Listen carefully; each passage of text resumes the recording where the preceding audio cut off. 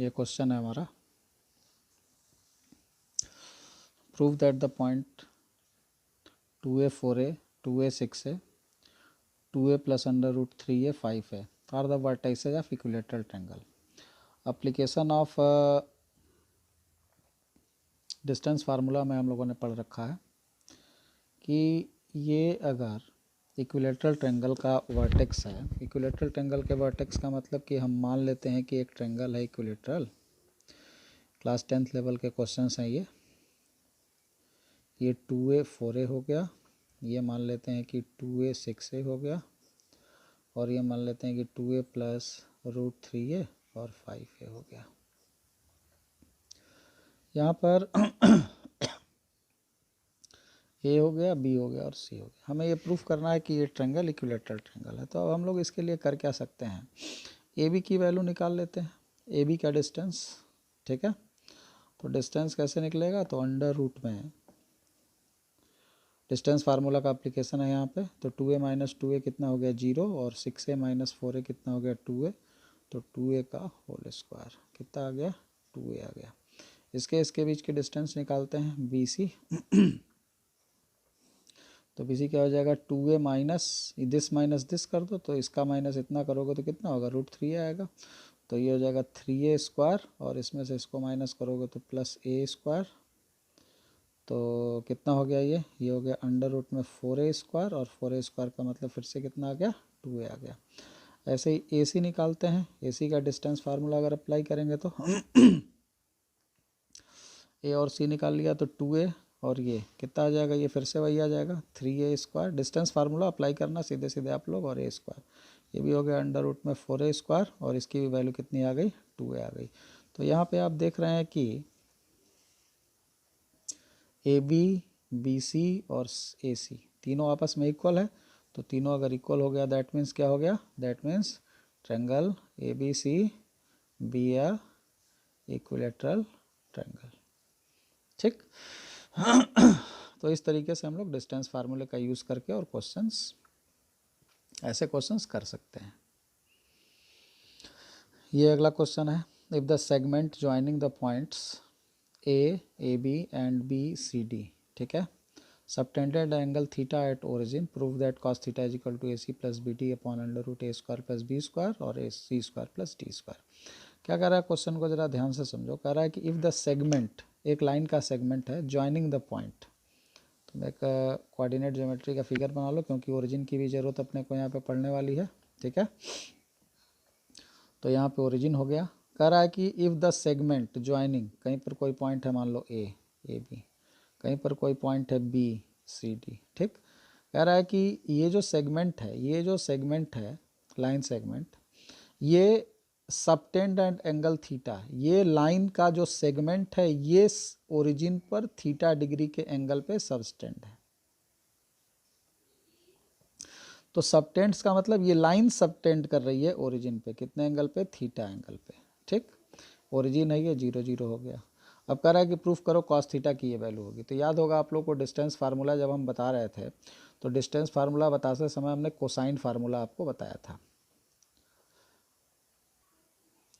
तो cosine formula क्या बताया था, मान लो थीटा के लिए कॉस थीटा का यहाँ पे वैल्यू चाहिए, तो हम यहाँ कोसाइन फार्मूला लिख सकते हैं, cos theta is equal to, इस ट्रेंगल में अगर OAC में कोसाइन फार्मूला लगाएं तो क्या बताया गया था, cos theta is equal to क्या होता है, टोटल 3 साइड होती है, तो थीटा के सामने वाली साइड को माइनस में रखते हैं, बाकी ये दोनों स्क्वायर में प्लस में रहते हैं। तो फार्मूला याद होगा आपको, OA square plus OB square minus AB square upon 2OA into OB।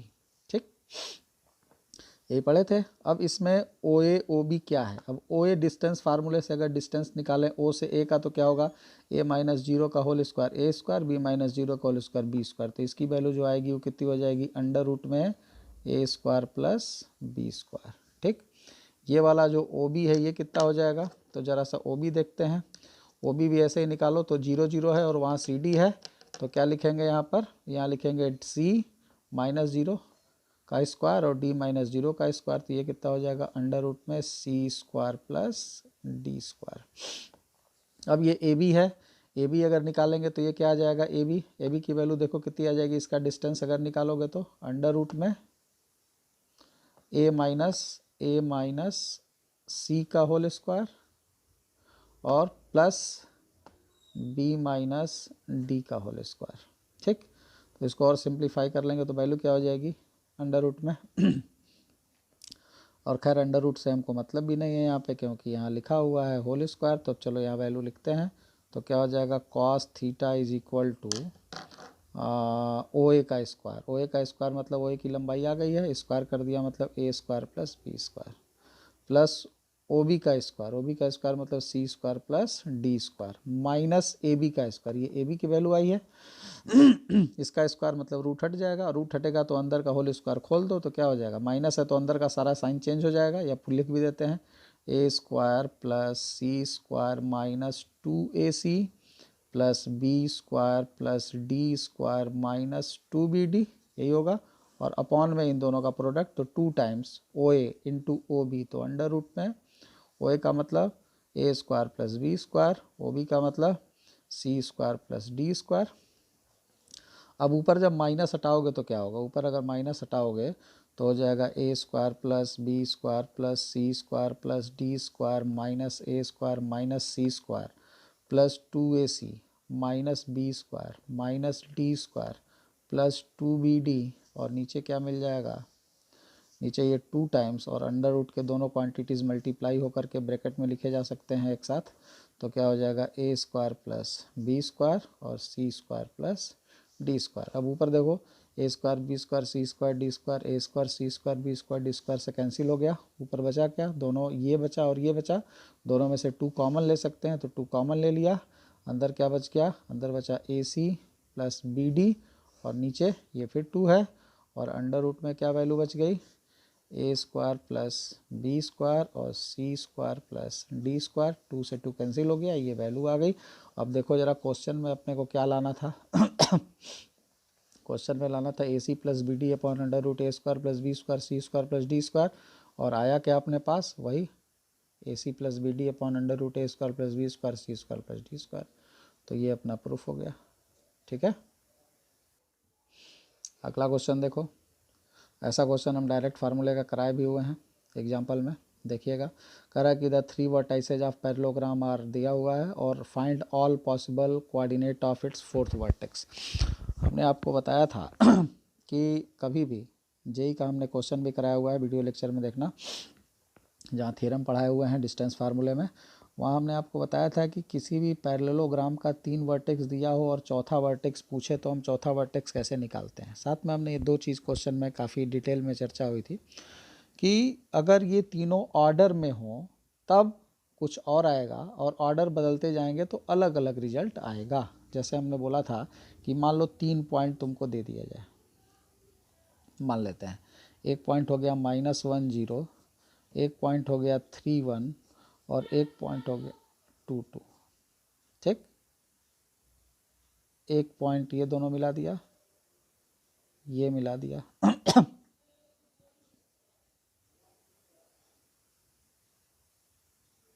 ये मिला दिया, इसको मान लेते हैं ए बी सी। हमने बोला था कि आप कितने पैरेललोग्राम बना सकते हो 3 पॉइंट से, तो हम लोग याद होगा बोले थे 3 पैरेललोग्राम बन सकता है। कैसे, एक बार हम पैरेललोग्राम बनाते हैं इस साइड को डायगोनल मानकर, एक बार ये डायगोनल होगा तो ये अगर डायगोनल होगा तो दोनों साइड ये हो जाएगी, एक साइड ये हो गई, एक साइड ये हो गई, और अब 2 साइड और बनानी है तो ये हो गई और ये हो गई ये चौथा वर्टेक्स हो गया। ठीक, अब इस चौथे वर्टेक्स को निकालने का प्रोसेस हमने क्या बताया था, इस चौथे वर्टेक्स को निकालने का प्रोसेस बताया था कि इसका और इसका मिड पॉइंट सेम होगा। इसको अब हम कुछ मान लेते हैं इसको मान लेते हैं A1 B1 तो यहाँ पे क्या लिख सकते हैं, इसका ये दोनों का मिड पॉइंट क्या होगा, इन दोनों का मिड पॉइंट भी यही होगा, इन दोनों का मिड पॉइंट यही होगा, तो दोनों का मिड पॉइंट सेम होना चाहिए। तो एक बार AC का मिड पॉइंट कैसे निकालेंगे, तो 2 - 1/2 और 2 + 0/2, ये मिड पॉइंट हो गया दोनों का, दिस प्लस दिस बाई 2 और दिस प्लस दिस बाई 2 और इसका मिड पॉइंट क्या हो जाएगा, a1 प्लस 3/2 और b1 प्लस 1/2। 2 कैंसिल हो गया तो a प्लस 3 की वैल्यू 1 आ गई तो a की वैल्यू आ गई -2 और b प्लस 1 की वैल्यू 2 आ गई तो b की वैल्यू आ गई 1। तो एक बार यहाँ पर a1 b1 की वैल्यू कितनी हो गई -2 और 1। तो एक वर्टेक्स तो ये हो गया। अब एक और हम लोग पैरेललोग्राम बनाते हैं और इस बार जो पैरेललोग्राम बनाते हैं उसमें इस साइड को डायगोनल मान लेते हैं। अब इस साइड को अगर डायगोनल मान लें और ये दोनों साइड अगर साइड का काम करेगा तो कैसा बनेगा पैरेललोग्राम तुम्हारा?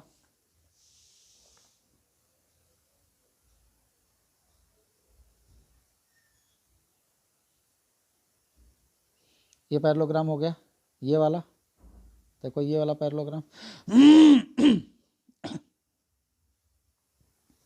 ये तो पैरेललोग्राम ही हुआ। ध्यान से देखो, ये साइड ये साइड ये साइड और ये साइड, ये पैरेललोग्राम हो गया।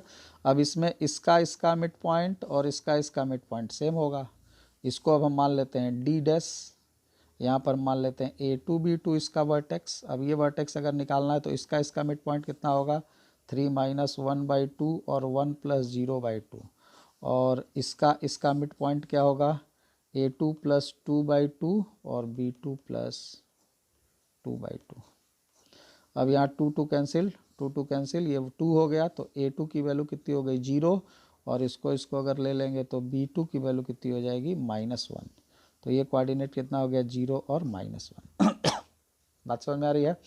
ये क्वेश्चन कराए हुए हैं इसलिए हम बहुत यहाँ पर डिटेल में लिखने की कोशिश नहीं कर रहे हैं। बाकी आप पीछे के वीडियो लेक्चर को देख करके इस क्वेश्चन को खुद से करने का प्रयास करिएगा।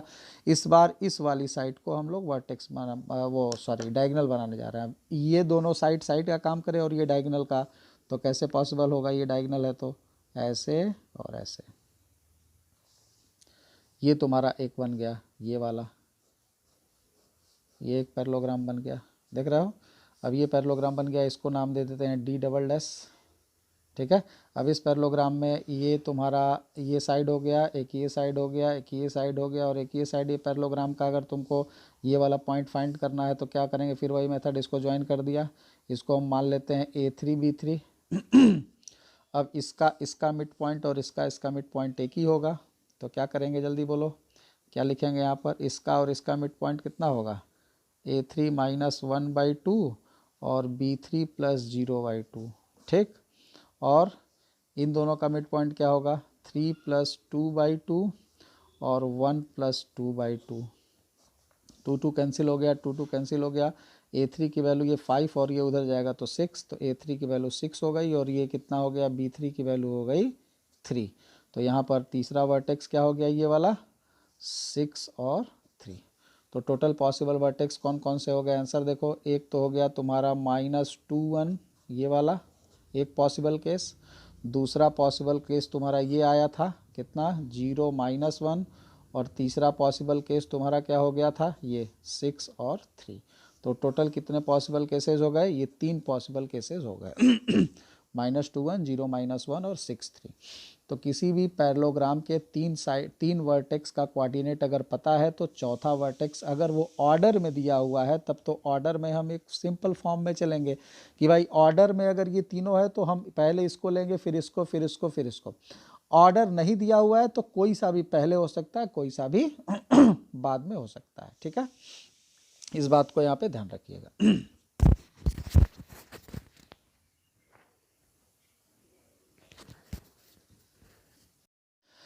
अगला एग्जांपल देखिए, determine the ratio in which the line इतना divide the segment lining joint point इतना इतना।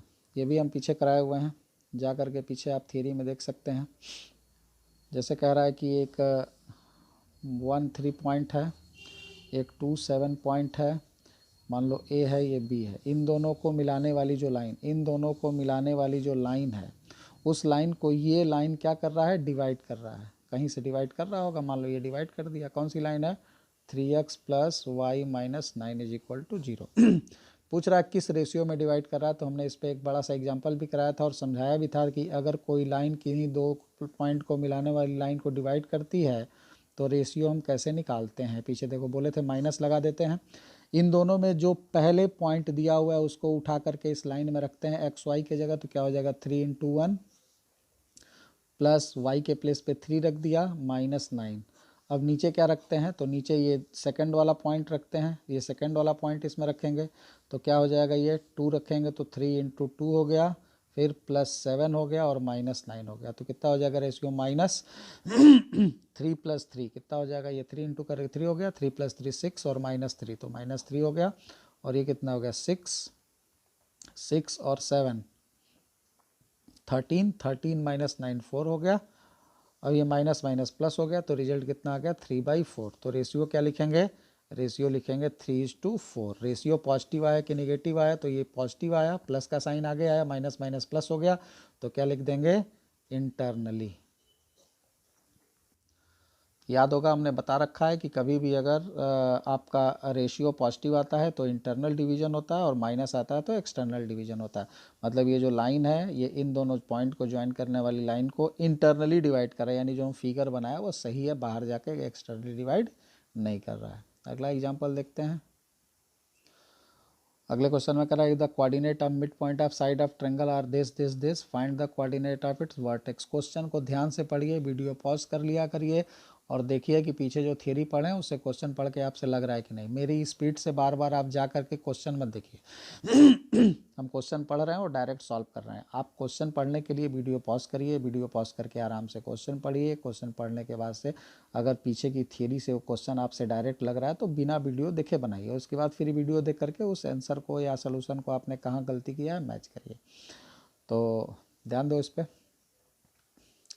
पीछे हम लोग थ्योरी में इसको भी पढ़े हुए हैं। क्या पढ़े हुए हैं कि किसी भी ट्रायंगल में ABC मान लो कोई ट्रायंगल है, इस ट्रायंगल में अगर मिड पॉइंट का कोऑर्डिनेट दिया हुआ है, मिड पॉइंट का कोऑर्डिनेट दिया हुआ है, देखो ये क्या रहा है coordinate of mid point of side of triangle given है। तो ये मान लो 1 2 दिया हुआ है, ये मान लो 0 -1 दिया हुआ है, ये मान लो 2 -1 दिया हुआ है।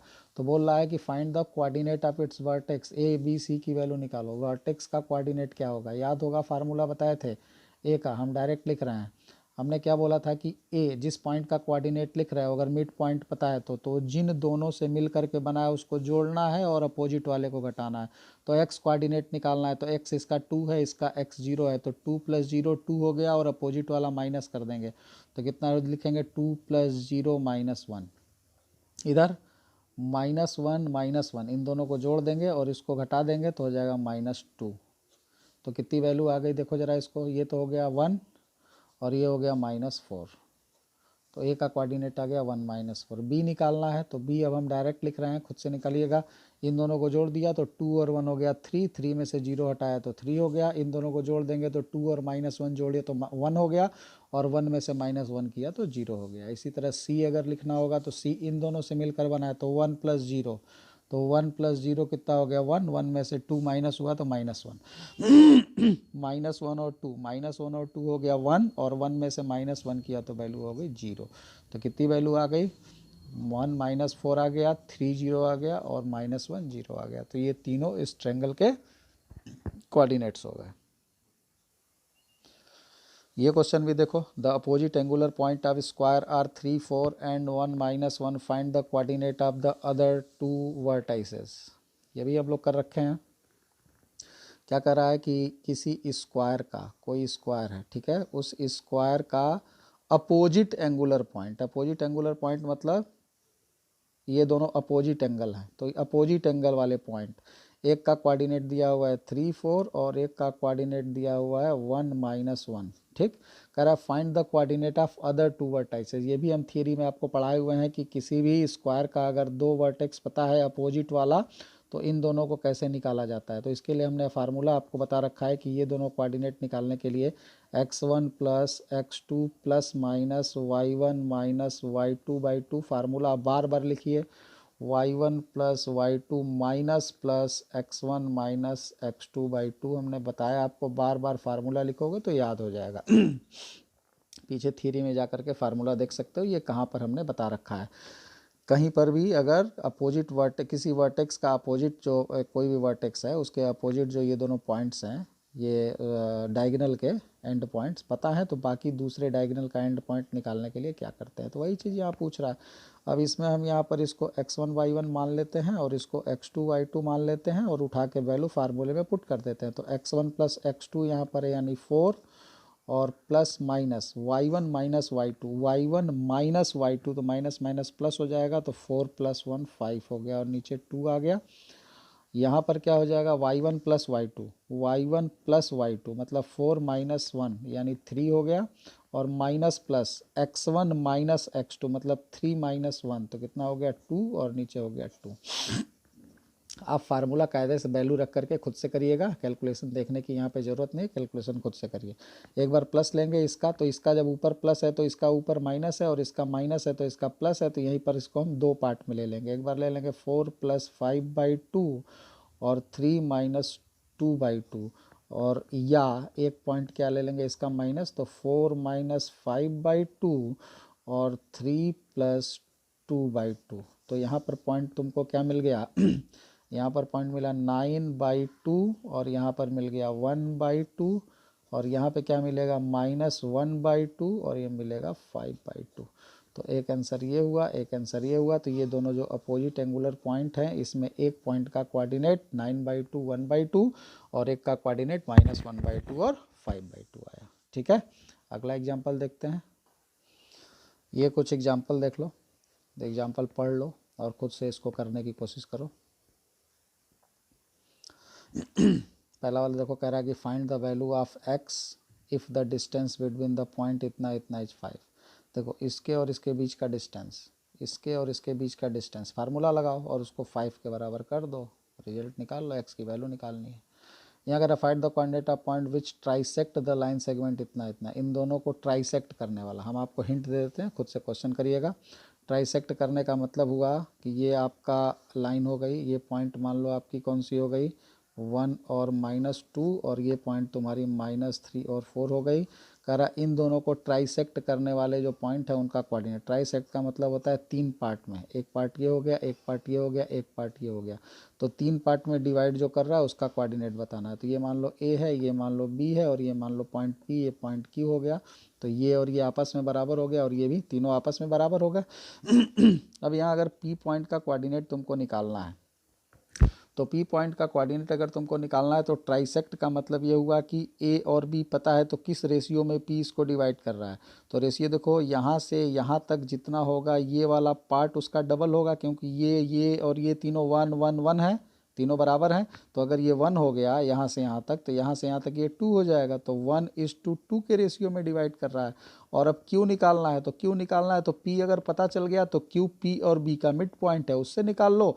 या इस बार अगर क्यू निकालना है तो एक चीज़ देखो कि क्यू जो है वो यहाँ से ए से लेकर के क्यू और यहाँ से लेकर के बी, तो ये 2 हो गया और ये 1 हो गया, यहाँ से यहाँ तक 2 हो गया और ये 1 हो गया, तो 2:1 का रेशियो। तो एक बार 1:2 का रेशियो, एक बार 2:1 का रेशियो, ऐसे करोगे तो ये पॉइंट दोनों निकल जाएंगे।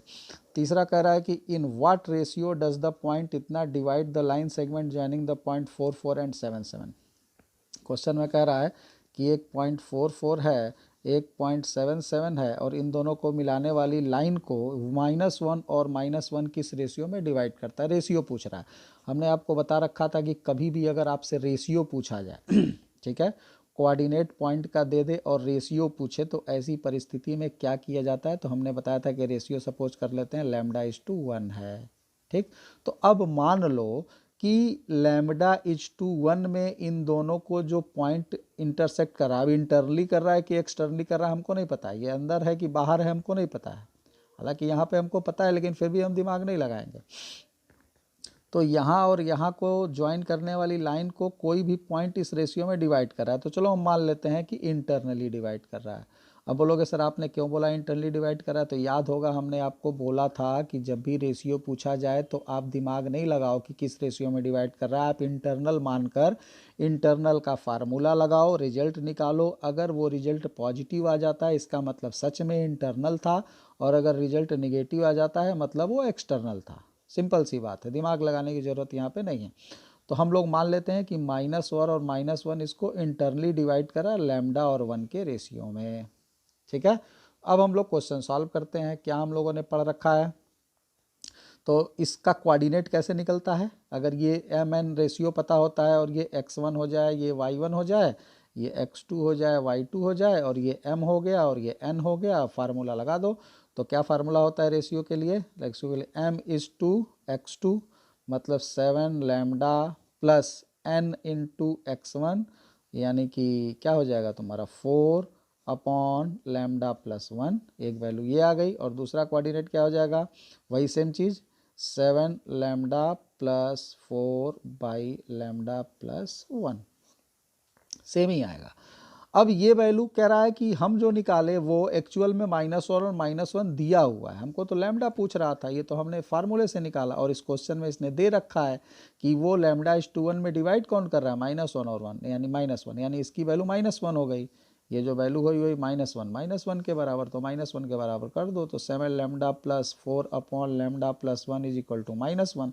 अब सिंपली इसको सॉल्व करके लैम्डा की वैल्यू निकालो, क्रॉस मल्टीप्लाई करो, 7 lambda plus 4 is equal to minus lambda -1, कितना आ गया, इसको इधर लाओगे तो 8 लैम्डा इज इक्वल टू, ये उधर जाएगा तो -5 हो जाएगा। लैम्डा की वैल्यू हो गई 5/8, ठीक, माइनस में आई। माइनस में आने का मतलब क्या हो गया, माइनस में आने का मतलब हो गया कि रेशियो जो था यहाँ पर वो क्या था, 5:8 का रेशियो। लैम्डा की वैल्यू आ गई, हमको लैम्डा इज टू 1 का मतलब क्या हुआ, लैम्डा/1, लैम्डा/1 मतलब लैम्डा, तो लैम्डा की वैल्यू 5:8 है। और रिजल्ट में यहाँ जो माइनस आया ये क्या बता रहा है, एक्सटर्नली, यानी -1 और -1 जो पॉइंट है वो इन दोनों को मिलाने वाली लाइन को एक्सटर्नली डिवाइड कर रहा है 5:8 के रेशियो में। बात समझ में आ गया। चलो अगला देखो, ये क्वेश्चन थोड़ा सा देखिए। अब थोड़ा क्वेश्चन का स्टैंडर्ड हम लोग धीरे धीरे बढ़ाते हैं। ये जेई लेवल के प्रॉब्लम्स हैं, हॉट्स लिखा हुआ है। क्वेश्चन सिंपल है, बट जो अभी तक करते आ रहे थे वो बिल्कुल डायरेक्टली फार्मूला बेस्ड क्वेश्चंस थे। ये थोड़े से क्वेश्चंस को स्टैंडर्ड किया गया है। इस क्वेश्चन में कह रहा है कि 4 पॉइंट हैं, अल्फ़ा 0, बीटा 0, गामा 0 और डेल्टा 0, ठीक। अल्फ़ा बीटा, जो इसमें अल्फ़ा और बीटा है वो क्या है, वो इस क्वाड्रेटिक इक्वेशन आप पढ़े हुए हैं, इस क्वाड्रेटिक इक्वेशन के रूट हैं। और गामा डेल्टा जो है वो इस क्वाड्रेटिक इक्वेशन के रूट्स हैं। हो सकता है कुछ ज़रूरत हो इनकी, आगे देखते हैं। ऐसे ही क्वेश्चंस जेई में पूछे जाते हैं। कोऑर्डिनेट भी मिक्स रहेगा, क्वाड्रेटिक भी मिक्स रहेगा, कॉम्प्लेक्स नंबर भी मिक्स रहेगा, मतलब एक ही क्वेश्चन में 2-2, 3-3 चैप्टर्स के उसमें मिक्सिंग रहेंगे, मिक्स प्रॉब्लम्स इनको कहा जाता है। और ऐसे ही क्वेश्चन आपके कॉम्पिटिटिव एग्जाम में पूछे जाते हैं। अब इस क्वेश्चन को कौन कर पाएगा, जिस बच्चे को क्वाड्रेटिक इक्वेशन के साथ साथ कोऑर्डिनेट ज्योमेट्री का भी नॉलेज होगा, ठीक। अब देखो कैसे यूज़ करना है, इन दोनों चीज़ों को मिक्स कैसे करना है। तो 4 पॉइंट यहाँ पर दे दिया, ठीक है। क्वेश्चन आप लोग पढ़ सकते हैं, आराम से क्वेश्चन पढ़िए। 4 पॉइंट यहाँ दिया हुआ है। अब ये चारों पॉइंट एक्स एक्सिस पर है, तो खैर पॉइंट कहीं भी हो सकते हैं। इस पर्टिकुलर क्वेश्चन में आपको दिखाई दे रहा है एक्स एक्सिस पे है, तो आप फिगर एक्सिस पे भी बना सकते हो। और डायरेक्ट आप ऐसे भी देख सकते हो कि मान लो भाई आपके पास 4 पॉइंट, कोई भी 4 पॉइंट हो जाए, ठीक है, कोई भी 4 पॉइंट, यानी कि आपका मान लो यहाँ पर ए पॉइंट हो गया, यहाँ पर बी हो गया, कहीं पर भी लिख लो, सी हो गया, डी हो गया। अब कौन पहले है कौन बाद में हम तो पता ही नहीं, अल्फ़ा बीटा गामा में कौन पहला है कौन बाद में, नंबर रहता तो बताते। हमने ऐसे ही नंबरिंग कर दी, सी बीच में भी हो सकता है, बी उधर भी हो सकता है, डी इधर भी हो सकता है, कहीं भी कोई भी पॉइंट हो सकता है। ऑर्डर यहाँ पर नहीं दिया हुआ है। तो यहाँ पर ए बी सी डी में कह रहा है कि अल्फ़ा बीटा जो है, अल्फ़ा बीटा इस इक्वेशन के रूट हैं और गामा डेल्टा इस इक्वेशन के रूट हैं। तो कुछ ज़रूरत होगी भाई, देखेंगे बाद में क्या ज़रूरत पड़ती है। अब आगे क्वेश्चन क्या करा है, if the sum of the ratios in which C D divide the line joining A and B is 0। तो लो कह रहा है कि जो सी पॉइंट है ये ए बी पॉइंट को किस रेशियो में डिवाइड कर रहा है, ए और बी को मिलाने वाली लाइन को किस रेशियो में डिवाइड कर रहा है, उस रेशियो का। और डी किस रेशियो में डिवाइड कर रहा है, उसी ए बी को। इस ए और बी को मिलाने वाली लाइन को सी इंटरली भी डिवाइड कर सकता है, एक्सटर्नली भी डिवाइड कर सकता है। वो तो ए अल्फा बीटा गामा डेल्टा की वैल्यू अंदर है कि बाहर है उस पर डिपेंड करेगा। फिलहाल तो ए बी को ज्वाइन करने वाली लाइन को सी डिवाइड कर रहा है और डी डिवाइड कर रहा है। बोला है दोनों जिस रेशियो में डिवाइड कर रहे हैं उस रेशियो का सम अगर 0 है तो ये प्रूफ करना है, ठीक। तो चलो देखते हैं। हम मान लेते हैं कि सी डिवाइड कर रहा है किस रेशियो में, λ/1 के रेशियो में। और डी डिवाइड किस में कर रहा है, मान लेते हैं डी डिवाइड मान लेते हैं कर रहा है k/1 के रेशियो में, ठीक है। हमने बोला था कि आप रेशियो को हमेशा 1:1 के फॉर्म में सपोज करिएगा। अब ए का कोऑर्डिनेट हमको क्या पता है, अल्फा 0, और बी का कोऑर्डिनेट पता है बीटा 0, सी का कोऑर्डिनेट गामा 0, डी का कोऑर्डिनेट डेल्टा 0। ठीक है, तो अब हम यहाँ पर काम करते हैं। क्या काम करते हैं, हमें करना क्या है, हमें लैम्डा की और के की वैल्यू का सम क्या करना है, 0। क्वेश्चन में कह रहा है ना कि रेशियो जो है उसका सम, सी और डी जिस रेशियो में डिवाइड कर रहा है उस रेशियो का सम क्या होगा, 0 होगा। रेशियो हमने किसको माना, लैम्डा अपॉन 1 यानी लैम्डा, और के अपॉन 1 यानी के, यानी लैम्डा और के का सम कितना लाना है, 0 लाना है। यानी हमको लैम्डा प्लस के का सम 0 दिया हुआ है क्वेश्चन में, ज़रूरत पड़ने पे हम इस्तेमाल करेंगे। तो अब लैम्डा की वैल्यू क्या होगी, अब चलो लैम्डा की वैल्यू निकालते हैं। तो लैम्डा की वैल्यू किस तरह से निकालोगे, तो वो देखो यहाँ सी जो है, सी पॉइंट ए और बी को डिवाइड कर रहा है। हमने बोला था कि रेशियो जब भी पूछता है तो इंटरनल मान के चलते हैं, तो चलो इंटरनल मान लेते हैं। फिगर अगर ये कंफ्यूज कर रहा है तो यहाँ एक फिगर बना लो, यहाँ ए ले लो, यहाँ बी ले लो, यहाँ सी ले लो, ये लैम्डा ये 1 मान लो। अब ए दिया हुआ है पॉइंट तुमको अल्फा 0, बी पॉइंट तुमको दिया है बीटा 0, और सी का पॉइंट क्या दिया हुआ है, गामा 0। अब सी पॉइंट इन दोनों से डिवाइड हो रहा है, किस रेशियो में, गामा इज टू 0। तो जल्दी से निकालो, क्या लिख सकते हो यहाँ पे हम लिख सकते हैं lambda is to beta, lambda beta plus 1 into 0, तो 1 हो गया, 0 हो गया, नहीं सॉरी 1 इंटू अल्फ़ा, तो अल्फ़ा हो गया, अपॉन नीचे क्या हो गया, लैम्डा प्लस 1, और यहाँ पे ये वाला पॉइंट तो 0 ही आ जाएगा। देखो लैम्डा इंटू 0, 1 इंटू 0, 0 हो गया। आप लोग खुद से रेशियो निकालिए। और ये कितना दिया हुआ है क्वेश्चन में, ये दिया हुआ है गामा 0 के बराबर, यानी ये वाली वैल्यू गामा के बराबर आ गई। यानी lambda beta plus alpha by lambda plus 1 किसके बराबर है, गामा के बराबर है। हमको वैल्यू किसकी चाहिए, लैम्डा की वैल्यू। क्रॉस मल्टीप्लाई कर लो तो क्या हो जाएगा, lambda beta plus alpha is equal to lambda gamma plus gamma. Lambda को एक साथ कर लो तो लैम्डा इधर आएगा, और ये हो जाएगा बीटा माइनस गामा, और ये हो जाएगा गामा माइनस अल्फ़ा। तो लैम्डा की वैल्यू हो गई gamma minus alpha by beta minus gamma, पहला इक्वेशन। ठीक है, इसी तरह से अब हम क्या निकालेंगे, अब हम यहाँ पे निकालेंगे कि डी, ये जो डी पॉइंट है ये किस रेशियो में डिवाइड कर रहा है, के इज टू 1 के रेशियो में डिवाइड कर रहा है। तो सब कुछ वही रहेगा। यहाँ अल्फ़ा बीटा को क्या कर रहा है, फिगर फिर से बना लेते हैं। यहाँ मान लो ए है, यहाँ मान लो बी है, ये मान लो डी है।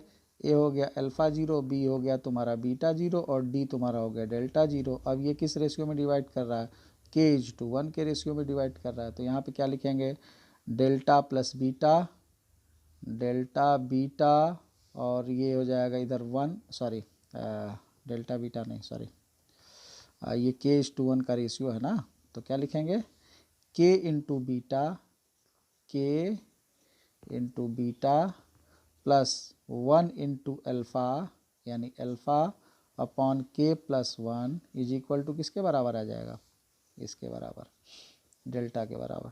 तो यहाँ पर वैल्यू किसकी निकालनी है, के की वैल्यू निकालनी है, तो क्रॉस मल्टीप्लाई कर देंगे।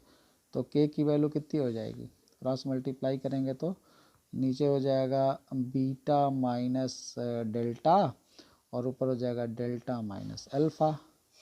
ये दूसरा पॉइंट हो गया। अब इन्हीं दोनों का सम कितना है, 0 के बराबर है। क्वेश्चन को खुद से समझिए और करने की कोशिश करिए, सिंपल सा है रेशियो।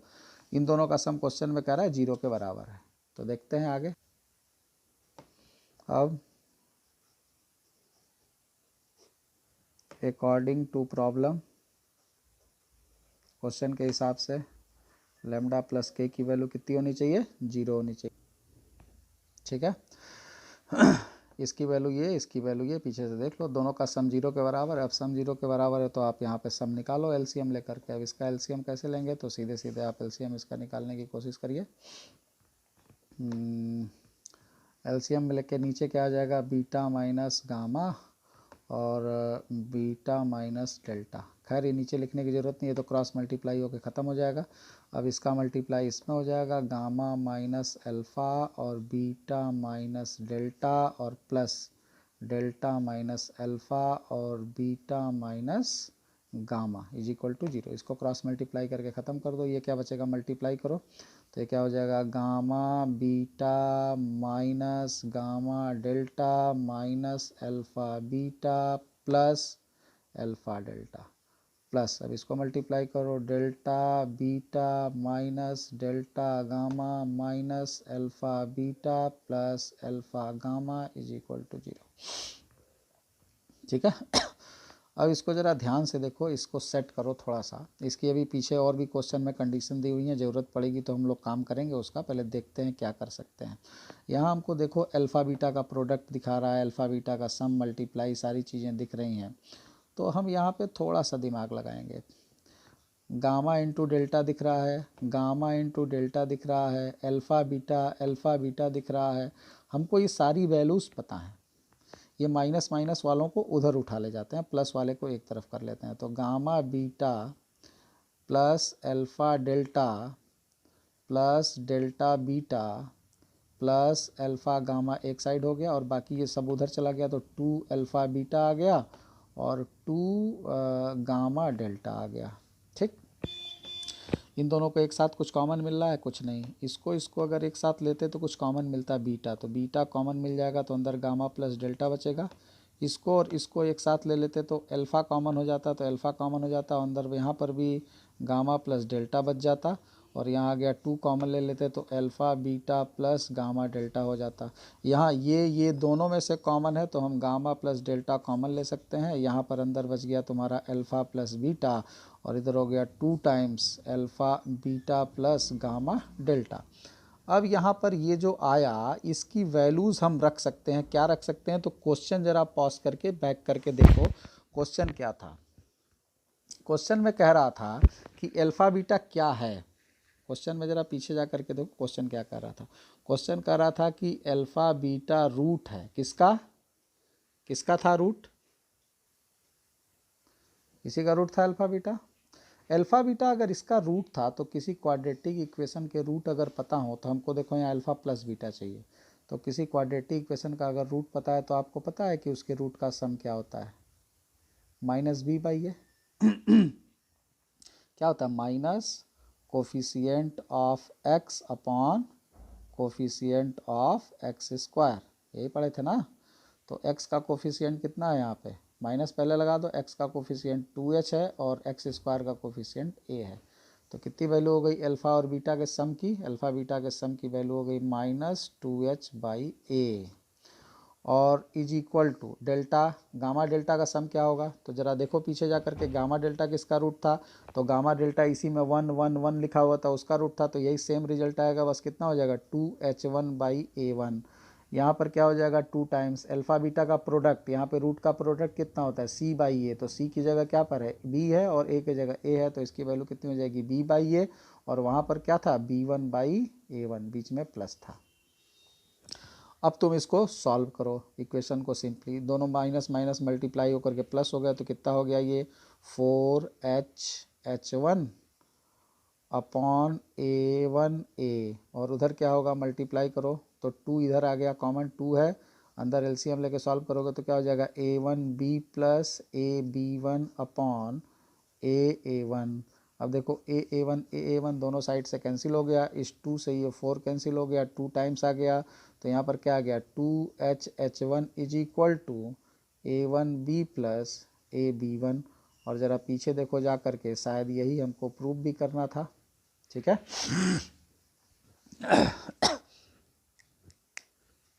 अगला क्वेश्चन देखते हैं। ये क्वेश्चन देखो क्या कर रहा है कि coordinates of the vertices of triangle ABC of a triangle are given. एक ट्रेंगल है, ठीक है, क्वेश्चन को ध्यान से समझो। क्वेश्चन में कह रहा है कि एक ट्रेंगल है ABC, ये वर्टेक्स दिया हुआ है 3 - 5, ये दिया हुआ है -3 3, और ये दिया हुआ है -1 -2। ठीक है, कह रहा है कि find the length of bisector of angle BAC। BAC जो एंगल बन रहा है, मतलब ये वाला एंगल BAC, इसका जो एंगल बाइसेक्टर है, एंगल बाइसेक्टर मतलब जो एंगल को बराबर बराबर डिवाइड करता है, उसके बाइसेक्टर की लंबाई। तो मान लो ये बाइसेक्टर जा कर के इस BC को D पॉइंट पे कट करता है, तो तुमको यहाँ पर क्या निकालना है? A और D का लेंथ निकालना है, यानी AD निकालना है हमको, AD फाइंड करना है। AD फाइंड करना है, तो अगर A का कोऑर्डिनेट हमको पता है और D का कोऑर्डिनेट पता चल जाए तो हम डिस्टेंस फार्मूले से AD निकाल लेंगे। ठीक, अब डी का कोऑर्डिनेट कैसे निकलेगा, तो इस डी का कोऑर्डिनेट को निकालने के लिए थोड़े देर के लिए हम लोग क्लास 10th के कोऑर्डिनेट क्लास 10th के ज्योमेट्री में चलेंगे, नॉट कोऑर्डिनेट ज्योमेट्री। वहाँ हम लोग इंटरनल और एक्सटर्नल एंगल बाइसेक्टर पे थ्योरम पढ़े थे, याद होगा, याद करो थ्योरम, तो अगर याद हो तो पढ़े थे A B upon A C is equal to B D upon C D, याद करो, A B by A C is equal to B D by C D, ये इंटरनल एंगल बाइसेक्टर का फार्मूला था, याद है। इसका फ़ायदा क्या है वो देखो, इसका फ़ायदा ये है कि हमको डी पॉइंट अगर निकालना है तो अगर हमको कोई बता दे कि बी और सी इन दोनों को ज्वाइन करने वाली लाइन को डी डिवाइड कर रहा है, दिख तो रहा है, बी और सी को ज्वाइन करने वाली लाइन को कौन डिवाइड कर रहा है, डी। अगर हमको कोई बता दे कि डी इसको किस रेशियो में डिवाइड कर रहा है, डी बी सी को किस रेशियो में डिवाइड कर रहा है, तो हम डी का सेक्शन फार्मूले की मदद से कोऑर्डिनेट निकाल लेंगे। रेशियो अगर पता हो तो, या अगर डी पॉइंट पता होता तो रेशियो निकाल लेते, और हमने क्या बताया था कि रेशियो पता होगा तो पॉइंट भी निकल जाएगा। तो कोई हमको ये बता दे कि बी डी और सी डी किस रेशियो में है तो हम डी निकाल लेंगे। तो यहाँ देखो बी डी और सी डी का डिवीजन यानी B D by C D हमको पता चल जाए, तो B D by C D पता चल जाए मतलब बी डी और सी डी का रेशियो पता चल जाएगा। तो बी डी और सी डी का रेशियो कैसे पता चलेगा, वो ए बी और ए सी के रेशियो के बराबर है। तो ए बी और ए सी का रेशियो कैसे पता चलेगा, तो ए बी की लंबाई निकालने के लिए हम डिस्टेंस फार्मूला यूज़ कर सकते हैं। अब ए बी की लेंथ कितनी हो जाएगी, तो अंडर रूट में ए बी की लेंथ निकालनी है तो 3 माइनस माइनस 3 मतलब 6 का स्क्वायर, और यहाँ पर -5 माइनस 3 यानी +8 का स्क्वायर, तो वैल्यू कितनी हो जाएगी, अंडर रूट में 100 यानी 10 आ गया। इसका वैल्यू निकाल लेते हैं ए सी का, तो यहाँ पर ए सी की वैल्यू अगर निकालनी होगी तो ए सी कितना हो जाएगा, अंडर रूट में डिस्टेंस फार्मूला निकालो, डिस्टेंस फार्मूला आप लगाओ, हम डायरेक्ट लिख रहे हैं 3 माइनस माइनस 1 यानी 4 का स्क्वायर हो गया, और -5 और यहाँ +2, तो -5 + 2 यानी 3 का स्क्वायर, तो 3 का स्क्वायर यहाँ पर आ गया, तो वैल्यू यहाँ पर कितनी आ गई, ये आ गई 5 के बराबर, ठीक है 25, तो 5 आ गया। अब यहाँ पर तुमको जो बी डी ए बी की वैल्यू कितनी आ गई, ए बी की वैल्यू 10 आ गई, और ए सी की वैल्यू कितनी आ गई, 5 आ गई, तो 10/5 आ गया किसका वैल्यू, तो B D by C D का वैल्यू आ गया 10/5। 10/5 मतलब तुमको बी डी और सी डी का रेशियो पता चल गया, तो बी डी और सी डी का रेशियो 10/5 मतलब 2/1 यानी 2:1 का रेशियो है। अब हमको पता चल गया कि जो डी पॉइंट है ये बी सी को किस रेशियो में डिवाइड कर रहा है, 2:1 के रेशियो में डिवाइड कर रहा है। अब डी पॉइंट का कोऑर्डिनेट कैसे निकलेगा, तो बी और सी का कोऑर्डिनेट पता है और रेशियो पता है, तो हम यहाँ पर ये m का काम कर रहा है, ये n का काम कर रहा है, ये x1 y1 का काम कर रहा है, ये x2 y2 का काम कर रहा है। सेक्शन फार्मूला लगा दो इंटरनल वाला, तो क्या हो जाएगी वैल्यू, m/2x2 होता है, तो यहाँ 2 × -1 मतलब -2, 1 × -3 मतलब -3, और नीचे दोनों का सम यानी 3, और इधर क्या हो जाएगा तुम्हारा 2my2 यानी 2 × -2 मतलब -4, और 1 × 3 इधर x2 लेंगे तो कितना हो जाएगा +3, और नीचे क्या आ गया, नीचे आ गया दोनों का सम यानी 3। अब इसको क्या लिख सकते हो, यहाँ पर ये -5/3 हो गया, और ये कितना हो गया, ये हो गया -1/3। अब ये पॉइंट आ गया। अब -5/3 और -1/3 आप ये फार्मूला खुद से लगाना। ए पता चल गया, डी पता चल गया, अब ए डी तुमको निकालना है, तो ए डी निकालना है तो अंडर रूट में ए डी का वैल्यू कैसे निकलेगा, तो ए डी का वैल्यू निकालने के लिए ए और डी के बीच का डिस्टेंस निकालेंगे, ये डी का कोऑर्डिनेट आ गया। अब डिस्टेंस फार्मूला यूज़ करके आप यूज़ करना, बाकी इसमें कैलकुलेशन खुद से देखते रहो, कहीं अगर प्लस माइनस की गलती होती है या कैलकुलेशन मिस्टेक होता है तो आपको खुद से उसको सुधारना है। क्वेश्चन काफ़ी स्पीड से इसलिए भी कराया जाता है कि आप उस क्वेश्चन को खुद से थोड़ा बहुत या हिंट की तरह इसको लीजिए और क्वेश्चन खुद से समझिए और खुद से करने का प्रयास करिए, ठीक है। आगे और भी क्वेश्चंस लगते रहेंगे, नेक्स्ट वीडियो भी क्वेश्चन का ही होगा। Thank you.